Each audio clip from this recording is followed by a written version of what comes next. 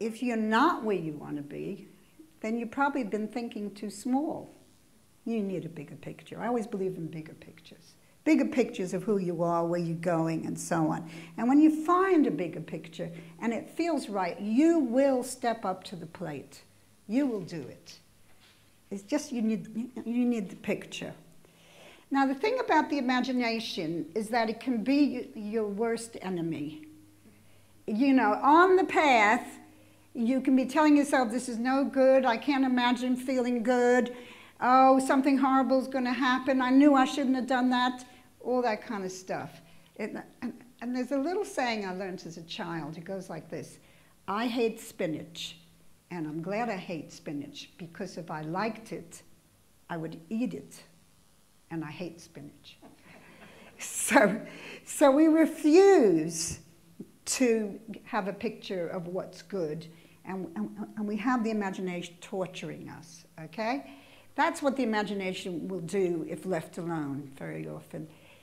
And that is because we're staying on the surface of our imagination. So the surface of our imagination has all the pictures which come from the past, which come from our fears, which come from society, this feeling that we have to have a role that people will approve of, all of that. And the feeling that what we need really is to be successful and to look good and all that kind of stuff. All that comes from the surface imagination. It comes from the past and it comes from the society. So what we need to do is to dip into what I call the genius imagination, our deeper imagination. I call it the genius imagination because it's the imagination that Einstein talked about a lot. He had there's a lot of quotes from Einstein about how imagination is more important than knowledge.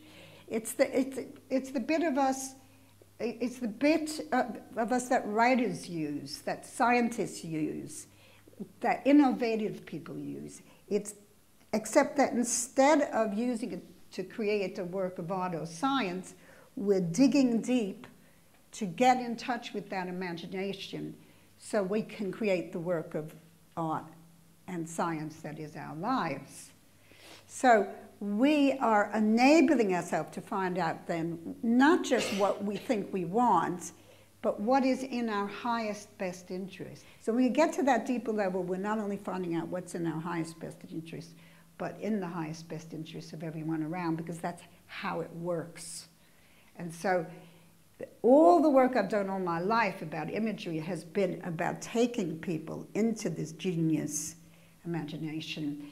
And I call the approach I take, the sort of technology I use, the imagery technology, I call it image work.